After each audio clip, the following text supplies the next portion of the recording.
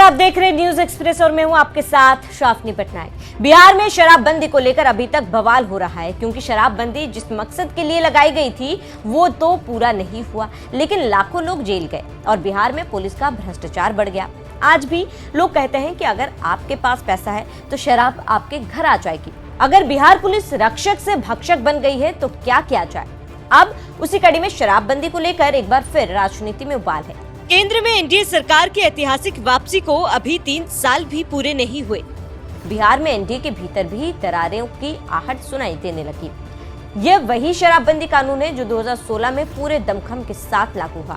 नीतीश कुमार ने इसे महिलाओं के सशक्तिकरण और सामाजिक सुधार का बड़ा कदम बताया था, लेकिन अब उनके ही सहयोग इस कानून की समीक्षा की मांग कर रहे हैं। सबसे मुखर आवाज उठी है केंद्रीय मंत्री और हिंदुस्तानी आवाम मोर्चा के संस्थापक जीतन राम मांझी की तरफ से, जहां गया में पत्रकारों से बात करते हुए मांझी ने कहा, शराबबंदी तो हो नहीं रही, होम डिलीवरी हो रही है। इस बयान का सिर्फ एक तंज नहीं बल्कि सीधा आरोप है कि कानून जमीन पर फेल हो चुका है। मांझी का दावा है कि शराबबंदी के तहत अब तक 8 लाख से ज्यादा मामले दर्ज हो चुके हैं। इनमें से 3.5 से 4 लाख मामले वांछित वर्गों के खिलाफ है। तो सवाल उठता है कि क्या कानून गरीबों पर ज्यादा सख्ती दिखा रहा है जबकि बड़े तस्कर बच निकल रहे हैं? मांझी ने यह भी कहा है कि प्रवर्तन अधिकारी गरीबों को पकड़ते हैं लेकिन बड़े पैमाने पर तस्करी करने वालों को पैसे लेकर छोड़ दिया जाता है। अगर यह आरोप सही है तो यह सिर्फ कानून की विफलता नहीं बल्कि व्यवस्था की नाकामी है।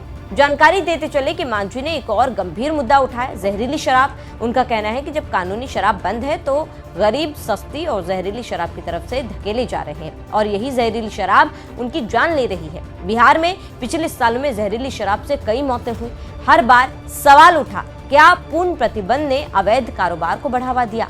यहाँ पर जानकारी देते चले कि मांझी अकेले नहीं है। राष्ट्रीय लोक मोर्चा के नेता और राज्यसभा सांसद उपेंद्र कुशवाहा की पार्टी ने भी समीक्षा की मांग उठाई है। आरएलएम विधायक माधव आनंद ने सदन में कहा है कि कानून तो पारित हो गया लेकिन शराब होम डिलीवरी से उपलब्ध है। उन्होंने ये भी सवाल उठाया कि राज्य को भारी राजस्व नुकसान हो रहा है। याद कीजिए, शराबबंदी से पहले बिहार को हर साल हजारों करोड़ रुपए का एक्साइज राजस्व मिलता था। अब वो खजाना खाली है और राज्य आर्थिक दबाव झेल रहा है। लेकिन जनता दल यूनाइटेड मतलब जेडीयू ने इन लोगों को हास्यास्पद करार दिया। पार्टी प्रवक्ता नीरज कुमार ने कहा कि सभी दलों ने आम सहमति से कानून पारित किया था, फिर समीक्षा किस बात की? जेडीयू का तर्क है कि शराबबंदी के बाद महिलाओं का जीवन बेहतर हुआ, घरेलू हिंसा के मामलों में कमी आई है, परिवारों में बचत बढ़ी है। अब सवाल है कि क्या ये सिर्फ नीति पर बहस है या इसके पीछे चुनावी गणित छिपा है? बिहार की राजनीति में जातीय समीकरण हमेशा निर्णायक रहे हैं। मांझी दलित राजनीति का बड़ा चेहरा है। अगर ये यह कह रहे हैं कि शराबबंदी का सबसे ज्यादा असर वांछित वर्गों पर पड़ा है तो यह संदेश सीधे उस वोट बैंक तक जा रहा है। उधर कुशवाहा भी ओबीसी समीकरण साध रहे हैं। ऐसे में नीतीश कुमार पर दबाव सिर्फ नीतिगत नहीं राजनीतिक भी है।